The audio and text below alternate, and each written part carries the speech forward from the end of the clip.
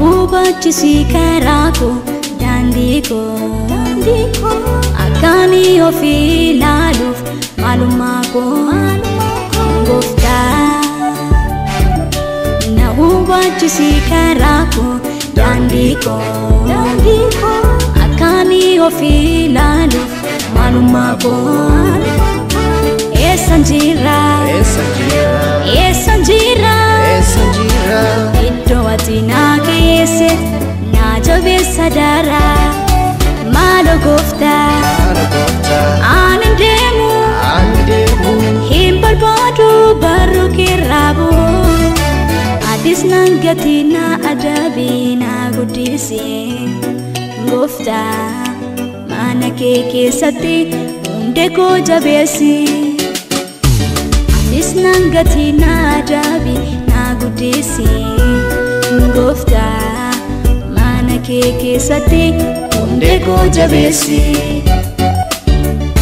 atis na adabii naa guddisi mana kee keessatti hundee koo jabeessi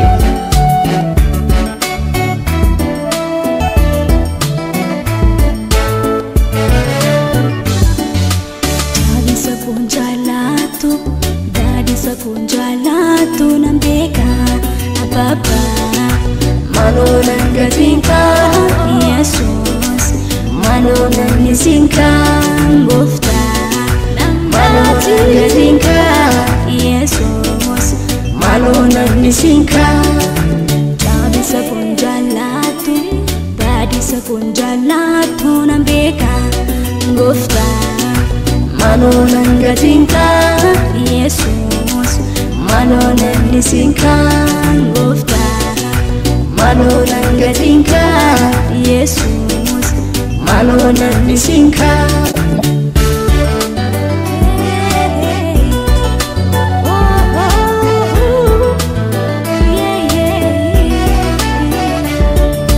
kaleessa dibame isa barbaadu nan godini gooftaa nama karaa taafu jalqabni bareede inni kan fokkisu ta'uun barbaadu gonkumaa simisu kaleessa dibame isa barbaadu nan godini gooftaa nama karaa taafu jalqabni bareede inni kan fokkisu ta'uun barbaadu gonkumaa simisu